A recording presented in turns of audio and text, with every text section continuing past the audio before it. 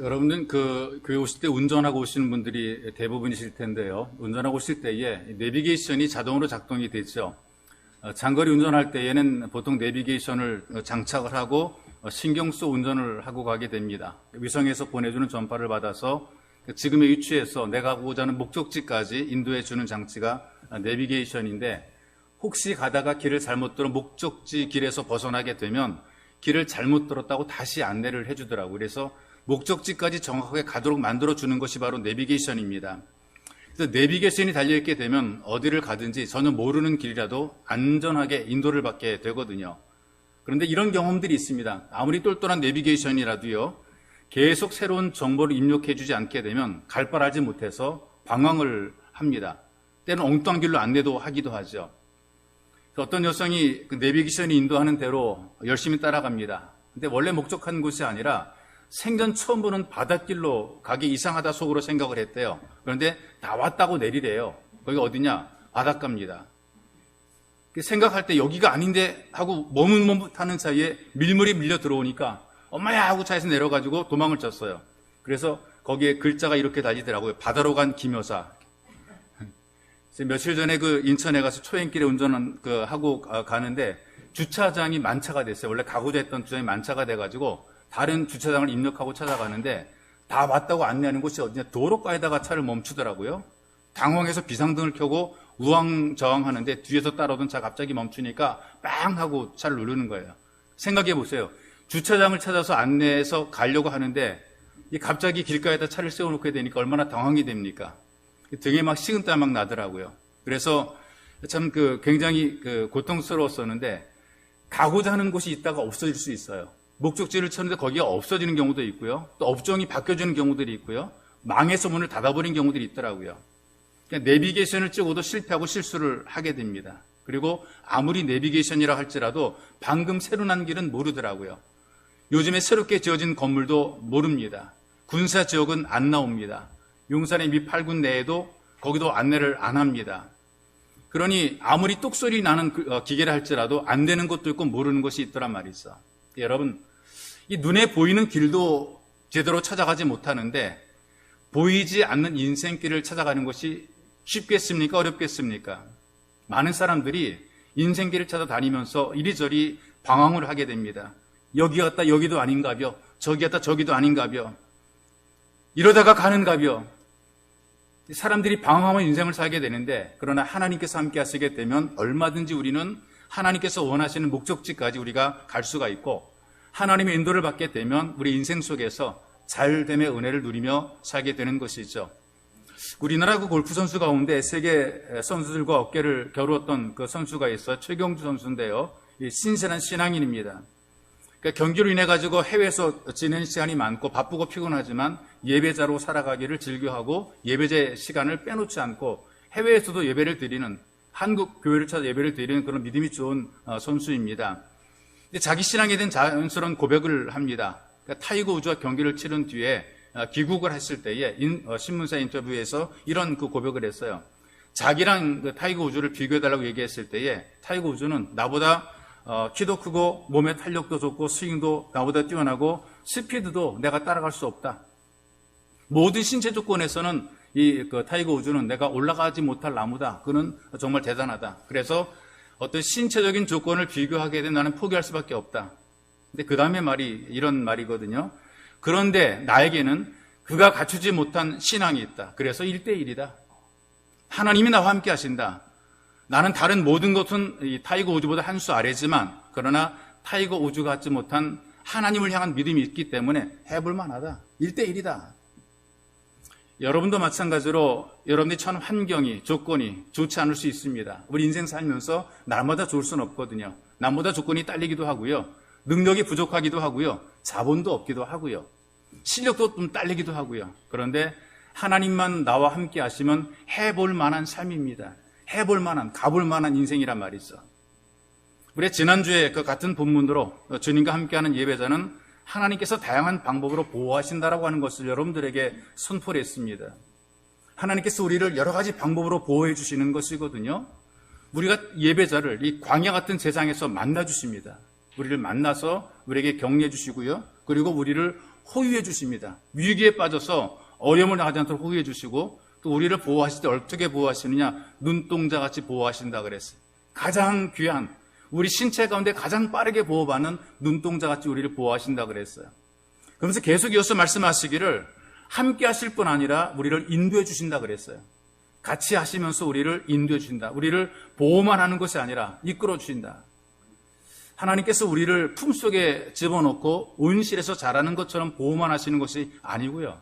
잘 되도록 만들어 가기 위해서 때로는 이끌어내어서 이 온실 같은 곳에서 이끌어내어서 광야로 우리를 집어넣게 하시고 거기에서 우리를 이끌어 가십니다. 거기에서 우리를 인도해 가신단 말이죠. 그 인도해 가는 방법이 연단이라는 방법을 통해서 우리 이끌어 가십니다. 연단, 훈련. 좀 더 우리를 더 좋게 만들고 잘되게 만들기 위해서 강하게 하기 위해서 우리를 훈련하는 것이죠. 하나님의 자녀답게 이 땅을 살기 위해서 우리를 강하게 우리를 길러가는 것입니다. 이런 연단이 없으면 모습은 하나님의 자녀의 모습인데 구실을 못하는 거예요. 겉모습은 신앙인인데 신앙의 능력이 없이 살아가는 것이란 말이죠. 모습은 독수리인데 독수리처럼 살지 못하는 거예요. 호랑이인데 분명히 호랑이 새끼인데 호랑이 구실을 못한단 말이죠. 호랑이가 새끼를 낳았어요. 그래서 품속에서 젖을 먹이면서 잘 길렀어요. 근데 어미가 젖을 먹이를 구하러 간 사이에 이 호랑이니까 동네 시찰은 가야죠. 자기 구역이 있으니까 동네 시찰을 한번 가봤어요.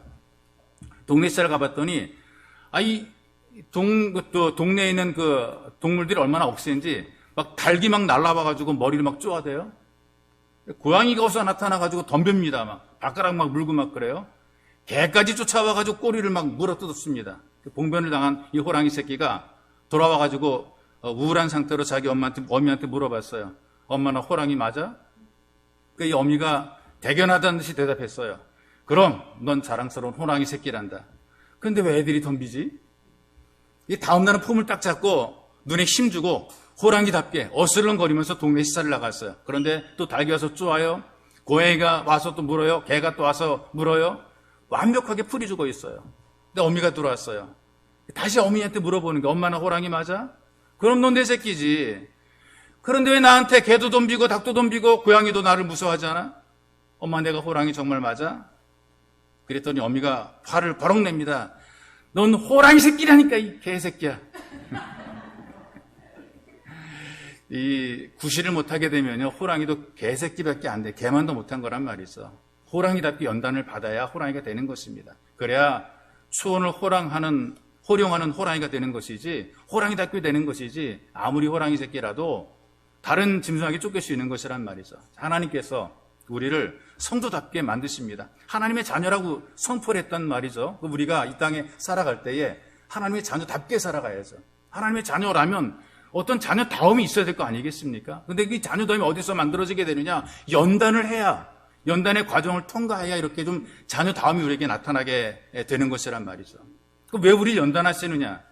연단해서 죽게 만드시고 망하게 만드시게 연단하는 것이 아니라 잘되게 하시려고. 더 답게, 하나님의 자녀답게 능력을 가지고 믿음으로 살기 위해서 우리를 연단해 가시는 것입니다. 연단의 과정이 우리 말씀 속에 기록이 되어 있거든요. 그 말씀을 보게 되니까요.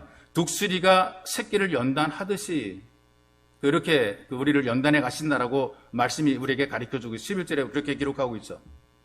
독수리가 그 보금자리를 어지럽게 하며 그 새끼에 너풀거리며 그 날개를 펴서 새끼를 받으며 그 날개에 그것을 없는 것 같이 이렇게 우리를 연단하신다 그랬어요. 보통 독수리들이 둥지를 지을 때에 높은 낭떠러지 절벽에다가 둥지를 짓는다 그래요. 벼랑 끝에다가 둥지를 만드는 것이죠. 둥지를 만들 때 제일 먼저 가시나무를 꺾어다가 둥지를 만든다 그래요. 그리고 그 위에다가 동물의 가죽을 입으로 물고 와서 좀 올려놓습니다. 가시 쓸리지 않게 만드는 것이죠. 그리고 그 위에다가 새들의 깃털을 물어다가 올려놓습니다. 좀 부드럽게 만드는 것이고요. 가장 마지막에 하는 것이 뭐냐? 자기 가슴에서 가장 부드러운 뽀송뽀송한 그 솜털을 뽑아서 거기다 부드럽게 깔아주는 것입니다. 그렇게 한 다음에 알을 낳고 그 알을 부화시켜서 새끼를 키우는 것이죠. 새끼들이 자라는 동안에 어미 독수리는 열심히 사방으로 돌아다니면서 먹이를 날라서 일일이 새끼들에게 먹이면서 키웁니다. 여러분 예수 믿을 때 이런 느낌 받아보신 적 있지 않습니까? 처음 예수 믿을 때 첫사랑이라 그러죠. 처음 기도할 때 받은 응답들, 처음 하나님의 은혜를 느꼈던 그 순간들, 마냥 행복하고 마냥 좋습니다. 주님 안에 거하기만 하면 내가 주님 안에서 정말 편한 것이죠. 그래서 이때 느낌이 어떤 느낌인 줄 아세요? 내가 막 기도하면 하나님은 내 기도는 다 들어주실 것만 같아. 그렇게 행복한 거예요. 내가 무슨 말이든지 요구하게 되면 하나님께서는 다 들어줄 것만 같아. 그런 마음이 우리 속에 좀 들고, 그리고 정말 하나님이 살아계신 분인 것처럼 그렇게 느껴지고 믿어지고 예수 믿는 게 정말 행복하단 말이죠. 처음 그런 신앙이 우리에게 느껴지는 겁니다. 그런데 시간이 지나게 되면은 좀 왠지 모르게 좀 부담이 느껴질 때가 있습니다. 그 독수리의 표현을 보면 이렇습니다. 이 독수리가요, 어느 정도 새끼들이 자라게 되면 먹이의 양을 줄입니다. 5번 주던 것을 3번으로 줄이고요, 3번 주던 것을 1번으로 줄인단 말이죠. 그리고 그 다음에는 2, 3일 정도 굶깁니다. 안 주는 거죠. 몰라서 안 주는 게 아니라 알면서도 안 줍니다. 새끼들이 배고프니까 막 삐약삐약거리면서 먹을 것을 달라고 얼마나 칭을 댑니까? 밤새도록 삐약삐약 대면서 막 칭을 대고 막 그래도 모른 척 내버려두는, 모른 척. 여러분 그런 느낌 받으셨죠? 신앙생활도 익숙해지게 되니까요, 아무리 기도하는데 그때보다 더 많이 기도하고 철야도 기도하고 새벽에도 기도하는데 하나님께서 아무것도 안 들어줄 때가 있어요. 나 정말 죽겠는데, 나 정말 어려운데 하나님께서 침묵하고 계실 때가 있단 말이죠. 하나님이 계신지 안 계신지 얼마나 답답한지 모릅니다. 왜 이럴까? 아니 그렇게 나에게 기도하는 대로 응답해 주신 그 하나님께서, 나를 행복하게 만드신 그 하나님께서 내가 기도해도 더 열심히 잘해도 왜 하나님은 침묵하시고 안 계신 것처럼 나를 이렇게 힘들게 만들까? 독수리가 그렇게 하더라고요. 새끼들에게 먹이를 잘 물어다 주던 그 어미 애비가 어디론가 가버렸냐? 막 불만이 막 나오는 거예요. 그 다음에 어떤 일이 만들어지게 되느냐, 둥지에 깔아놓았던 푹신한 털까지 불어가지고 다 치워버리는 거예요. 이 과정을 표현한 말씀이 그 새끼 위에 너풀거리며 막 날갯짓 해가지고 그 털을 다 날려버리는 거란 말이죠. 그 부드러운 털 속에 묻혀있던 이 새끼들이 가시에 찔리는 거예요. 아픕니다. 아니 배도 고파 죽겠는데도 거기다 아프기까지 해요. 털을 다 날려버렸으니까. 지금 있는 자리가 보금자리가 아닌 거예요. 예전에는 보금자리였는데 지금은 아니에요. 지금은 아픈 자리고 고달픈 자리고 벗어나고 싶은 그런 자리가 되는 거란 말이죠. 그때 어떻게 하느냐, 이 어미 독수리가 새끼 독수리를 절벽 아래로 밀어버립니다. 그럼 새끼들이 살아보겠다고 막 날갯짓을 합니다. 그래도 계속 떨어져 내립니다. 이제 죽었구나 하는 그 순간에 어미가 날아와서 날개 위로 받아가지고 또 올려드립니다. 이제 살았구나 생각하면은 또 떨어뜨려요. 나중에 하고 떨어지게 되면은 또 받아줍니다. 이거 몇 번 반복하면 어떤 생각이 드느냐? 믿음이 생기죠. 떨어져도 받아줄 거야. 에라 모레 또 떨어진단 말이야. 그러면은 받아주는 거란 말이죠. 그런데 이렇게 떨어뜨리고 날갯짓하고 떨어뜨리고 날갯짓하다 보게 되니까 자기도 모르게 날갯짓하다 날개에 힘이 생기는 거죠. 이제는 어미가 받아주지 않아도 스스로 날고 스스로 먹이를 먹을 수 있는 그런 세종의 왕이 되는 것입니다. 어미가 독수리 떨어뜨릴 때에 죽으라고 떨어뜨리는 것 아니란 말이죠. 날개에 힘을 길러서 너 스스로도 먹이를 먹어야 된다라고 하는 힘 있는 독수리를 만들기 위해서 어미가 떨어뜨리는 거예요. 독수리답게 살아라. 넌 독수리인데 독수리답게 살아야지. 이걸 알려주기 위해서 연단하는 것이란 말이죠. 그래야 진정 독수리가 되어가는 것입니다. 하나님이 우리를 연단할 때 이렇게 연단하는 것이죠. 우리를 죽으라고 떨어뜨리는 것이 아니고 죽으라고 안 되게 만드는 것이 아닙니다. 그 속에서 우리를 잘되게 만드시는 것이죠. 이런 연단의 과정을 거치지 않게 되면 사람들이 다 제갈길로 가버리게 되는 거예요. 믿음으로 산다고 하는데 진짜 믿음으로 사는 것이 아닙니다. 하나님의 인도하심을 알지 못하고 그냥 자기 욕심대로 살다가 믿음도 아닌 것을 믿음 있는 것처럼 살다가 신앙이 아닌 것을 신앙인 것처럼 살다가 교인이 아닌데 성도가 아닌데도 성도인 것처럼 살다가 그냥 인생을 끝나버리는 경우들이 많이 있어요. 그러나 이런 경험들이 있습니다. 환경과 현실을 바라보니까 예수 믿어도 이 꼴이 뭐냐, 이런 낙심이 들 때가 있고요. 원망과 속상함이 생길 때가 있단 말이죠. 정말 믿음대로 살아도 뭐 되는 게 아무것도 없습니다. 그런 어떤 그 절박한 느낌을 받을 때가 있단 말이죠. 그런데 신앙의 모양만 있고 능력이 없는 상태로 인생을 살아가고 이름만 가지고 살아간단 말이죠. 형식은 갖추는데 마음이 없어요. 말은 잘하는데 자기도 안 믿어요. 신앙에 대해서 뭐 교회에 대해서 성경에 대해서 말은 잘하는데 지도 믿지 못하는 거란 말이죠. 연단받지 않고 살게 되니까 어떤 내공이 없는 그런 모습을 가지고 신앙생활을 하게 되는 거예요. 모양은 독수리인데요. 하는 짓은 닭을 따라 한단 말이죠. 그 튼튼한 다리로 땅바닥 파헤치고 있어요. 그 날카로운 부리를 가지고 흙이나 쪼아대고 있어요. 아니, 독수리가 그래 땅 파헤치고 흙 쪼아대라고 독수리가 된 것 아니잖아요. 닭처럼 살라고 독수리 맞는 것 아니잖아요. 독수리는 독수리답게 살아야 되는 것이란 말이죠. 우리가 하나님의 자녀인데 이 땅에 살면서 하나님의 자녀의 권세도 누리지 못하고 자녀답게 살지도 못하고 쭈구리로 살아가는, 영적인 쭈구리로 살아가는 그런 인생이 될 수밖에 없는 거죠. 연단 받지 않게 되면 그런 모습이 될 수밖에 없어요. 물에서 놀던 오리 새끼가 막 몸을 부르르 떨면서 지 어머니한테 다가가요. 엄마, 나 오리 맞아? 아무렴? 넌 엄마 새끼란다. 근데 왜 난 닭살이 돋지? 이 의심을 하고 있는 것이란 말이죠. 하나님의 인도하심을 따르지 못하고 연단이 없이 인생을 살게 되면은 의심 속에 살아가는 거예요. 평생을 내가 천국 갈까 지옥 갈까 이것만 가지고 고민하며 인생을 살게 되는 거죠. 좀 신앙생활이 좋아지고 환경이 좋아지면 천국 갈 것만 같고 힘들고 어려워지긴 지옥 갈 것만, 이것만 평생 고민하고 누리지 못하고 신앙을 누리지 못하고 살아가는 것이란 말이에요. 여러분, 주일날 많은 분들이 하나님께 나와 예배를 드리는데 믿음이 무너진 분들이 꽤 많습니다. 믿음이 무너지게 되면 기대가 없어요. 소망이 사라지게 되어 있습니다. 그냥 앉아가지고 예배 자리만 안 지키면 안 되니까 예배 자리만 지키는 것입니다. 그리고 예배가 무너지게 되니까 어떤 일이 만들어지게 되느냐, 소망이 사라지게 되니까 낙심이 들어오게 되죠. 염려와 근심이 들어오게 됩니다. 그리고 가져서는 안 될 두려움이 우리에게 오게 되고 두려움 속에 휩싸이게 되는 것이죠. 그러다 보니까 하나님의 인도하심을 느끼지 못하고 누리지 못하게 되는 것입니다. 교회에서 예배는 드리지만 이 삶에 대해서는 하나님의 인도하심을 거부해요. 믿지 못하니까, 두려우니까 내 나름대로 이 두려움을 극복하려고 살아가게 되는 것입니다. 하나님의 존재를 믿을 수 없다고 믿는 거예요. 이런 믿음을 가지고 예배를 드리게 되니까 제대로 신앙생활을 못하게 되는 것입니다. 그래서 때로는 인생의 어떤 아픔과 어떤 고통과 연단이 필요할 때가 있는 것입니다. 여러분, 전도에도 정말 예수를 안 믿는 사람이 있어요. 예수 필요 없다고 거절하던 그런 자매가 있어요. 근데 인생의 고비가 만들어지게 되거든요. 어린 아들이 자전거 타다가 길거리 트럭과 부딪혀 버렸네요. 관절이 막 으스러질 정도로 다 부서져버리고, 그것도 팔관절이 완벽하게 으스러질 정도로 부서져버리고 말았어요. 놀라 병원으로 뛰어갔어요. 의사가 진단합니다. 관절이 아주 완벽하게 복합골절이라 그래요. 완벽하게 부서져가지고 인공관절을 해 넣을 수밖에 다른 도리가 없습니다. 이렇게 얘기를 하는 거예요. 그래서 그럼 인공관절을 넣으려고 그랬더니요, 그 다음에 이런 말 합니다. 인공관절을 넣게 되면은 팔이 더 이상 자라지 않아서 몽땅팔이 됩니다. 애가 성장해야 되잖아요. 근데 인공관절을 넣게 되면 성장이 멈춰버리는 거예요. 몽땅팔이 돼버리고 마는 거예요. 그러니까 그 자매가 기겁한 거예요. 몽땅팔 이 장애를 가지고 평생 할 수 없으니까 어떻게 좀 자연치유가 될 수 있도록 도와달라고 그러는 거예요. 병원의 의사가 치료는 해보겠지만 그러나 보장할 수는 없다.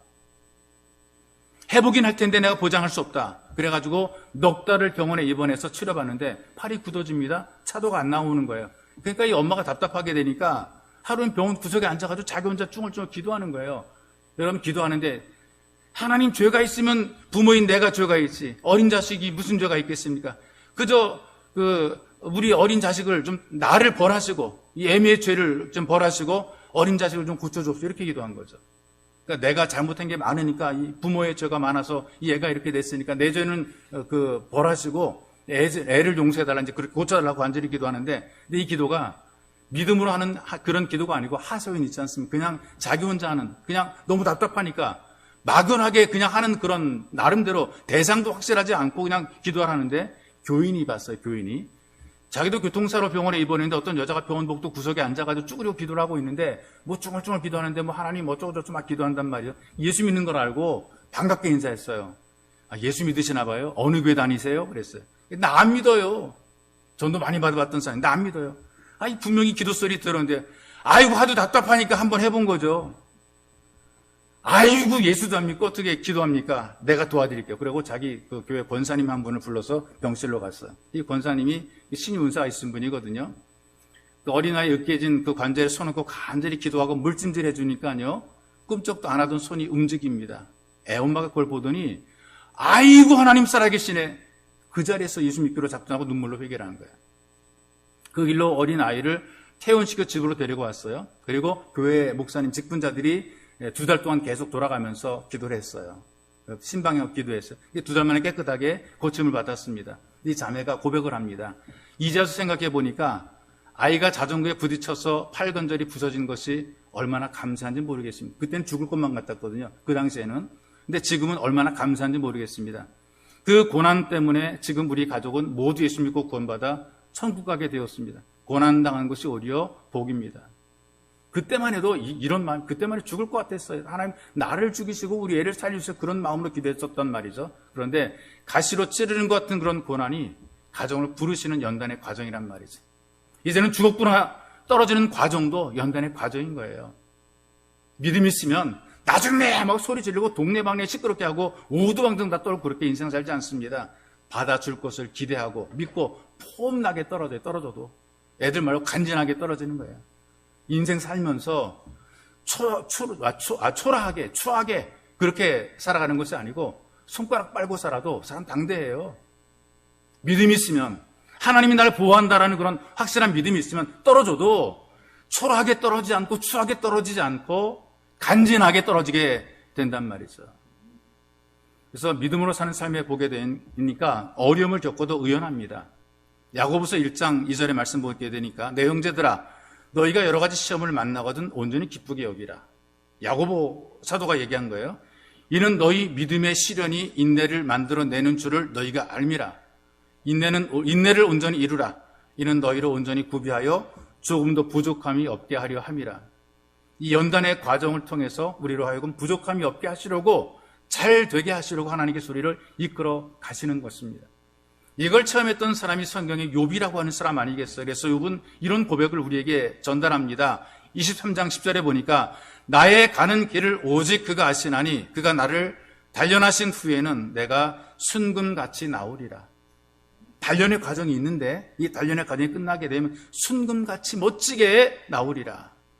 우리가 믿음으로 하나님의 자녀로 권세를 누리며 살도록 하나님께서 우리 이끌어 가시는 것입니다. 그래서 하나님이 인도하시면 과정은 힘들지만 결국은 잘되게 하신 은혜를 누리게 만들어 놓으시는 것이죠.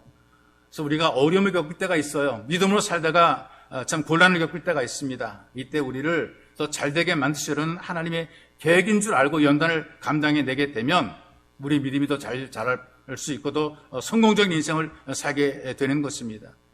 물속에 빠져가던 베드로의 손을 잡아 올리신 능력의 손입니다.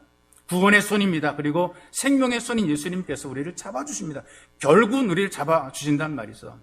독수리가 새끼를 떨어뜨리지만 안전하게 받아 올리는 것처럼 하나님께서 우리를 받아 올려주시는 거란 말이죠.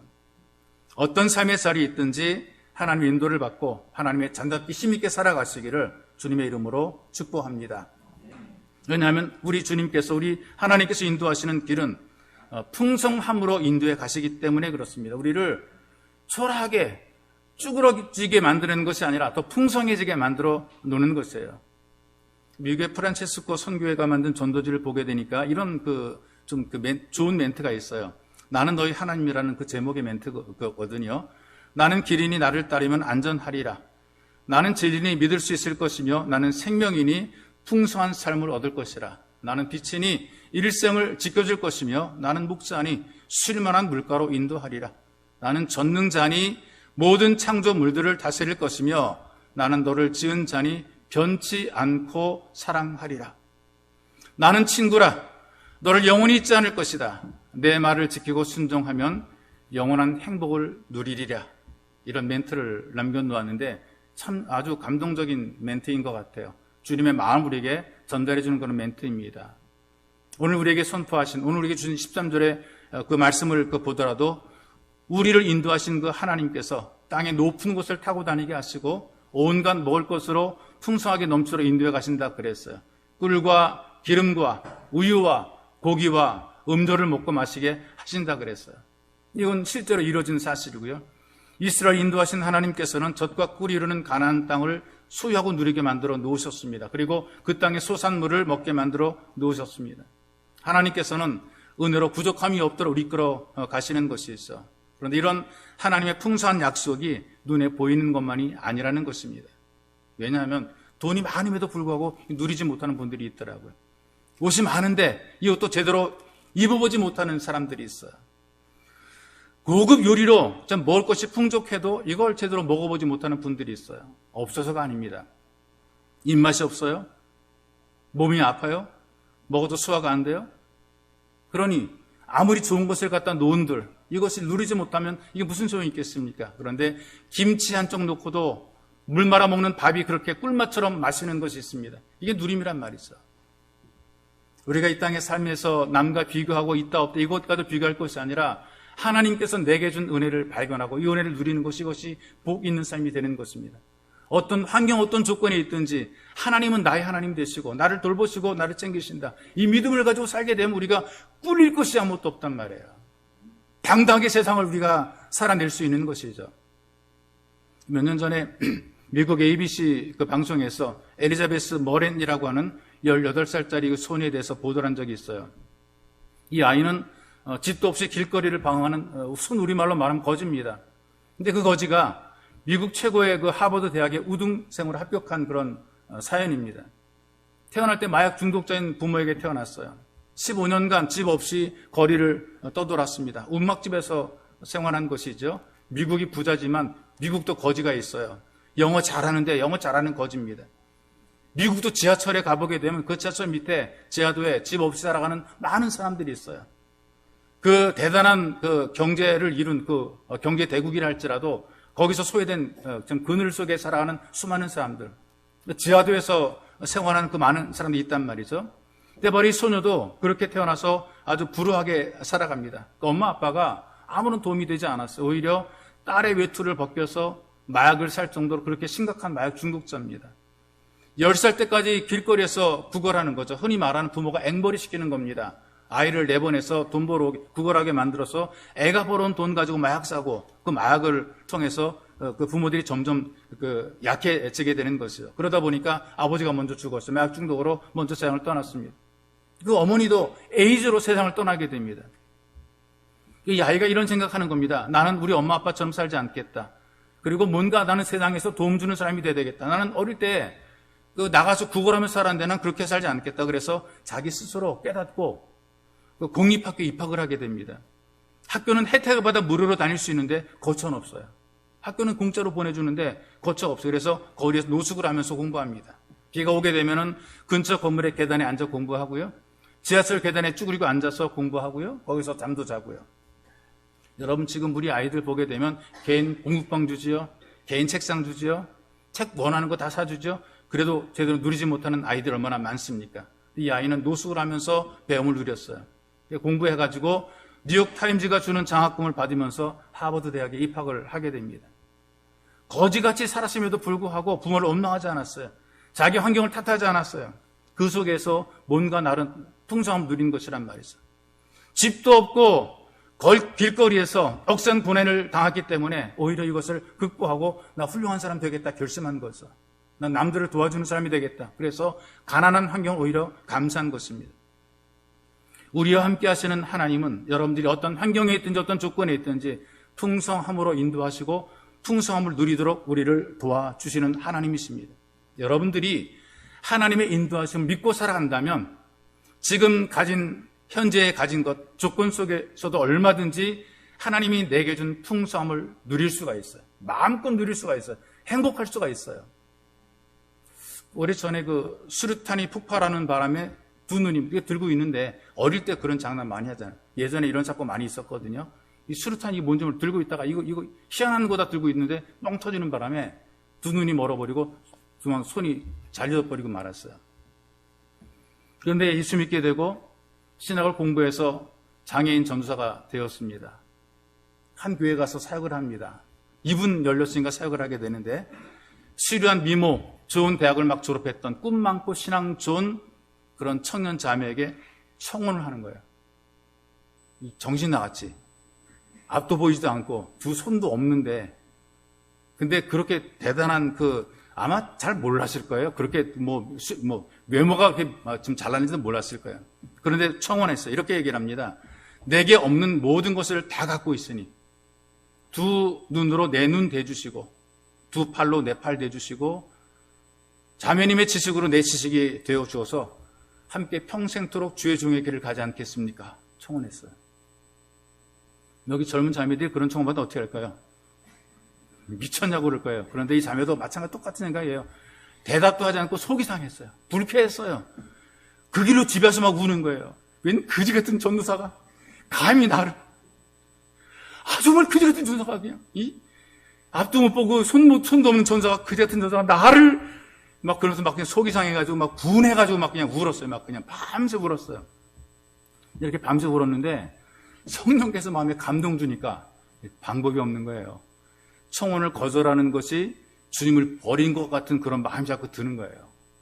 하나님 준 마음의 부담이 때문에 이거 도대체 내 자기는 마음에 이건 아니라고 거절하는데, 보면은 이건 아니 거절하는데 와가지고 기도하다 보게 되면은 네가 그러면 안 되지라는 성령의 감동이 주어지게 돼. 그러니 환장합니다. 그런 마음의 갈등 속에서 하나님께 순종해서, 인도를 따라 순종해서 결혼하게 됐어요. 그러니 여러분, 앞을 못 보는 시각 장애인이 굉장히 불행하다 얘기를 하게 되는데, 시각 장애만 있는 것도 아니라 손도 없어요. 장애 중에 장애를 갖고 있단 말이죠. 그러니 그 일반적인 목회도 그 사모로서 길을 갈 때, 예전에 사모로 길을 갈 때 정말 어렵지 않습니까? 그런데 정말 피눈물 나는 가시밭길이라는 이런 표현을 쓰고 있더라고요. 하나님 어떻게 인도를 해도 그렇게 인도하실까? 얼마든지 더 좋은 혼처, 좋은 자리가 있는데, 고생하지 않더라도 얼마든지 행복하게 살 수 있는 그런 길들이 많은데 하필이면 그렇게 어려운 그런 자리로 인도해 가실까? 모두가 볼 때 그건 아니라고 다 생각했어요. 처절한 절망이에요. 눈에 보이는 것은 완벽한, 이건 참 잘못된 선택입니다. 그런데 마음속에 하나님의 인도하심이 있다라는 확신이 있었어요. 응답이 있었어요. 그래서 그 속에서 믿음을 가지고 순종해서 사모의 길을 걸어갑니다. 모두가 손가락질하고 비난해도 그거 다 감수하면서 사모로서 그 길을 걸어갑니다. 가난 속에서 열심히 사모로 수고를 사고의 열매를 맺게 되는데, 목회 30년, 결혼 30년, 두 자녀가 잘 됐어요. 1000명이 넘는 교회가 이루어지게 되었고요. 이 두 자녀들도 다 성장해서 목회하고 또 사모가 되고 큰 일을 감당하게 되는데, 이분의 이름이 박창윤 목사, 최미숙 사모입니다. 자, 여러분, 우리 인생을 살아갈 때에 이렇게 살든 저렇게 살든 하나님께서 우리 이 땅에 보내셨단 말이죠. 그런데 아무렇게 살다가 죽으라고 우리를 보내신 것은 아닙니다. 그리고 우리 인도에 가실 때에 좁은 길로 인도에 가시는데 우리를 살다 죽으라고 인도해 가는 것 아니란 말이죠. 우리의 결론을 좋게 만드시는 하나님, 결국 우리의 인생의 마지막은 풍성함을 누리도록 살도록 이끌어 가시는 분이 하나님이십니다. 주님과 함께 예배자의 삶을 살아갈 때에 하나님께서 이 풍성함을 이끌어 가시는 것이란 말이에요. 이 좋은 하나님을 경험하는 것이 바로 예배자의 경험이 되는 것입니다. 그래서 여러분, 지금도 더 힘있게 세워가시는 하나님의 손길이 여러분과 함께 하시기를 주님의 이름으로 축복합니다.